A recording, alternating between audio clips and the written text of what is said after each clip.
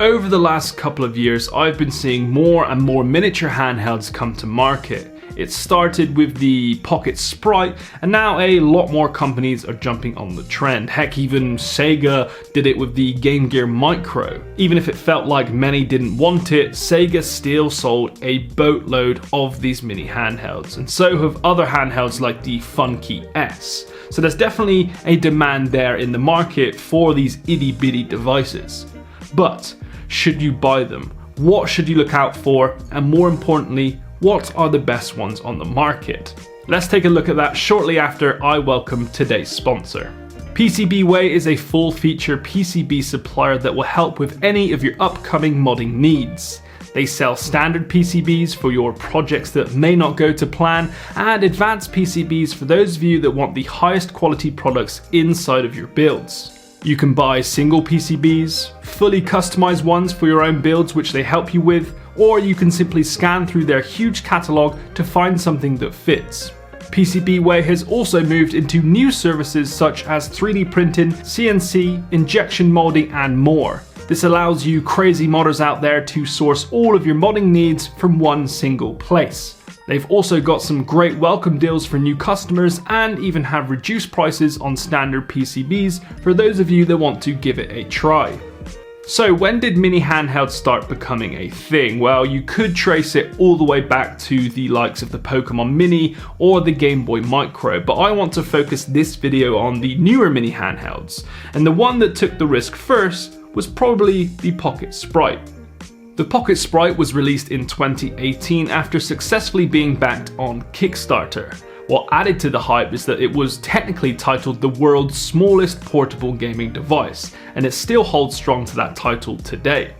It has that Game Boy Color aesthetic, which features a tiny 1-inch screen, itty bitty buttons, a micro USB charging port, and a wireless receiver to transfer ROMs from your computer.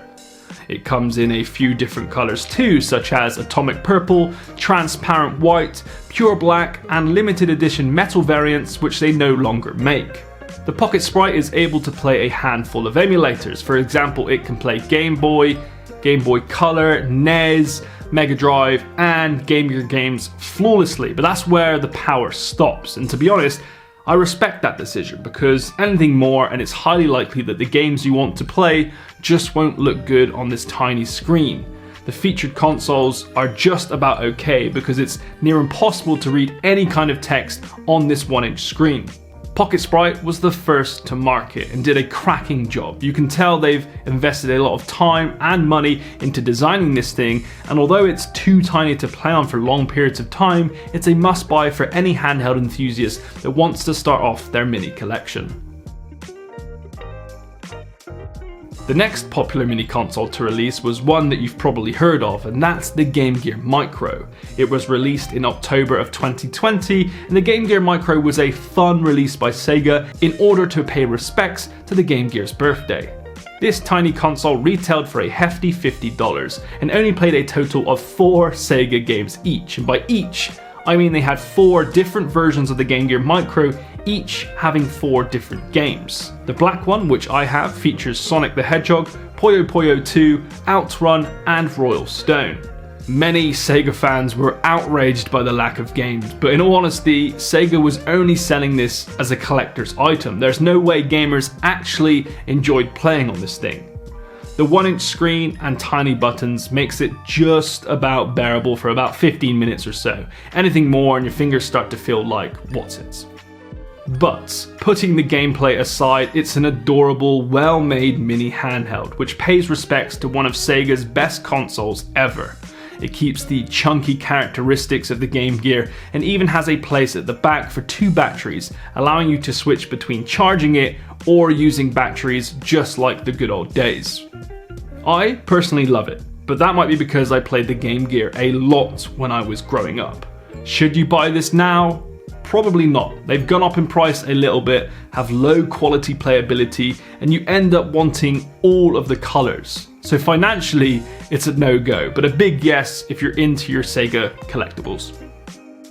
And last but certainly not least has to be one of my favorite mini consoles to date, Not only because it resembles a Game Boy Advance SP, but because it can emulate all of your games up to PlayStation 1 incredibly well. Some of the big $100 handhelds that I review struggle to emulate PlayStation 1, which goes to show you how talented the team behind this handheld actually are.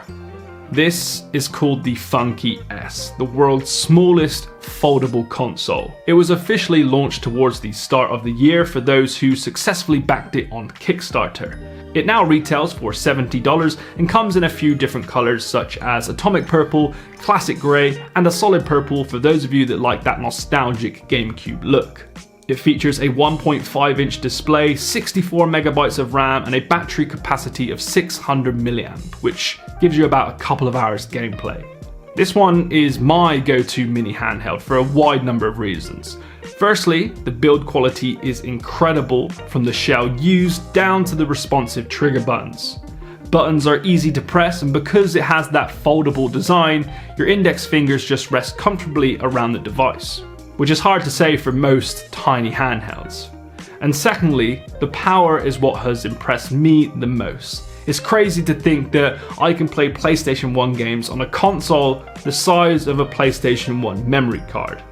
Yes, it might not look the best on a tiny screen, but it's still 100% playable without any screen tearing or frame rate issues. When you first open up the Funkey S, you are greeted with a stunning custom build user interface, which makes it easy to scan through your games, and you can even peek at the game art before choosing what you want to play. If you want to get to the menu inside when in game, the simple press of the menu button will open up your settings. This again is very easy to use and uses up all of the screen with big text and easy directions. These mini handhelds aren't for those of you that want to play for hours on end. It's for those of you that have a passion for going for crazy consoles and collecting handhelds, and perhaps a way for you to play them while you're waiting for a bus or something.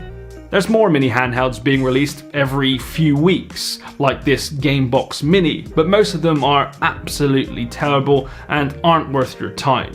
If you want to keep updated with mini console reviews, then all you have to do is hit that subscribe button below and we'll get the new ones in to review for you. As per usual, thanks for watching, hit that subscribe button, and if you want to support the channel further, we do have a Patreon. Catch you in the next one. Peace.